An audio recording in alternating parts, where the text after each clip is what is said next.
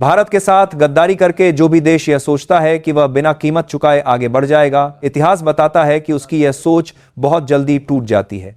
और आज की दुनिया में इसका सबसे जिंदा उदाहरण पाकिस्तान है, जो कभी भारत से टकराव लेकर खड़ा हुआ था। और आज हालत यह है कि उसकी आधी सरकार अंतर्राष्ट्रीय संस्थाओं की किश्तों पर चल रही है, उसकी जनता भुखमरी से जूझ रही है और उसकी अर्थव्यवस्था खुद अपने ही बोझ तले दब चुकी है।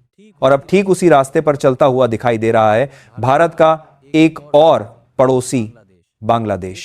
शेख हसीना के सत्ता से हटने के बाद जिस तरह से मोहम्मद यूनुस की सरकार ने भारत विरोधी रुख अपनाया, सीमाओं पर तनाव बढ़ाया। वीडियो में आगे बढ़ने से पहले आपसे एक छोटी रिक्वेस्ट है कि वीडियो को अंत तक जरूर देखें।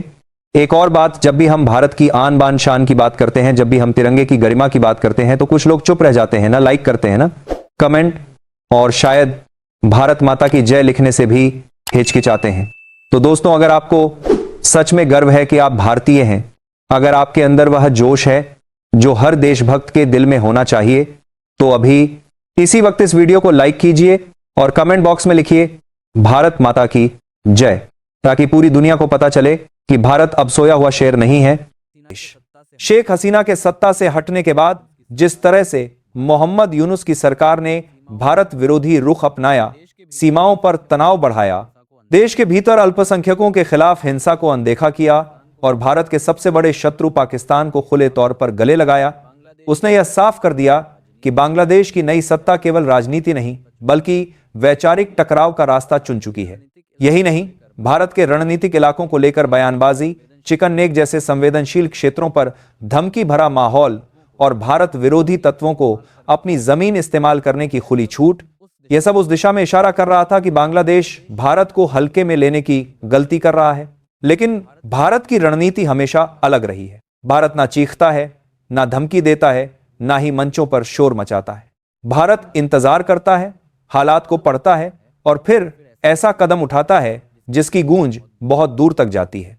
और इस बार भारत ने कोई मिसाइल नहीं चलाई, कोई सैनिक नहीं भेजा, कोई बयान नहीं दिया, बल्कि बजट के जरिए ऐसा संदेश दे दिया कि ढाका की सत्ता के भीतर तक हड़कंप मच गया। इस बार के केंद्रीय बजट में भारत की कूटनीति बिल्कुल साफ दिखाई दी। भारत ने तय कर लिया कि जो देश भारत के साथ सहयोग करेगा उसे समर्थन मिलेगा और जो देश भारत के खिलाफ खड़ा होगा उसे यह समझा दिया जाएगा कि इसके नतीजे कितने महंगे हो सकते हैं। बांग्लादेश इस सूची में सबसे ऊपर रहा। जिस बांग्लादेश को पहले भारत की तरफ से लगभग 120 करोड़ रुपए की सहायता दी जाती थी, उसमें से केवल 4 करोड़ रुपए का उपयोग किया गया। और अब नए बजट में भारत ने यह साफ कर दिया कि इस बार सहायता केवल कागजों तक सीमित रहेगी। कहा जा रहा है कि बांग्लादेश के लिए घोषित 60 करोड़ रुपए की राशि केवल औपचारिकता है, वास्तविक मदद लगभग शून्य के बराबर है। यानी भारत ने साफ संदेश दे दिया कि गद्दारी और नफरत की राजनीति का इनाम अब नहीं मिलेगा। इतना ही नहीं, भारत ने मालदीव जैसे देशों के लिए भी आर्थिक सहायता में कटौती कर यह दिखा दिया कि भारत की विदेश नीति अब भावनाओं पर नहीं बल्कि व्यवहार पर आधारित होगी। और वहीं दूसरी तरफ अफगानिस्तान, जो खुले तौर पर पाकिस्तान के खिलाफ खड़ा है और आतंकवाद के खिलाफ संघर्ष कर रहा है, उसके लिए भारत ने दिल खोल दिया। अफगानिस्तान के लिए सहायता राशि 50 करोड़ से बढ़ाकर 150 करोड़ रुपए कर दी गई। यह कोई संयोग नहीं है, यह भारत की स्पष्ट रणनीति है। और इसी रणनीति का असर यह हुआ कि जिस बांग्लादेश की सरकार कुछ महीने पहले भारत को आंख दिखा रही थी, वही सरकार आज भारत के दरवाजे पर खड़ी दिखाई दे रही है। बांग्लादेश ने 12 फरवरी को होने वाले अपने आम चुनाव में भारत को अंतर्राष्ट्रीय ऑब्जर्वर के रूप में आमंत्रित किया है। इतना ही नहीं, 13वें संसदीय चुनाव और जुलाई नेशनल चार्टर से जुड़ी अहम बैठकों में भी भारत को शामिल होने का न्योता दिया गया है। यह वही बांग्लादेश है जिसने कुछ समय पहले तक भारत की भूमिका को सीमित करने की कोशिश की थी।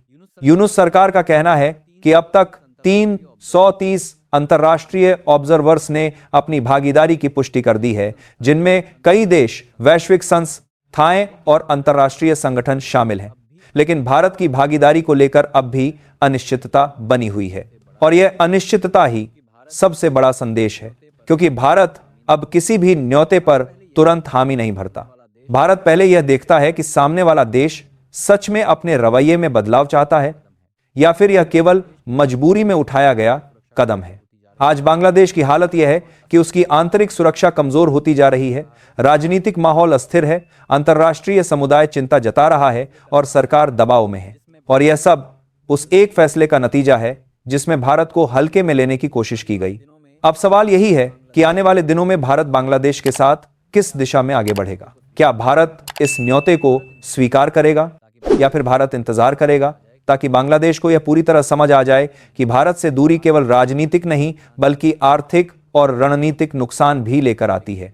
यह फैसला भारत करेगा। लेकिन एक बात तय है, नया भारत अब सब कुछ सहने वाला भारत नहीं है। नया भारत सहयोग भी करता है और कीमत भी तय करता है। आप इस पूरे मुद्दे पर क्या सोचते हैं? अपनी राय कमेंट सेक्शन में जरूर बताइए।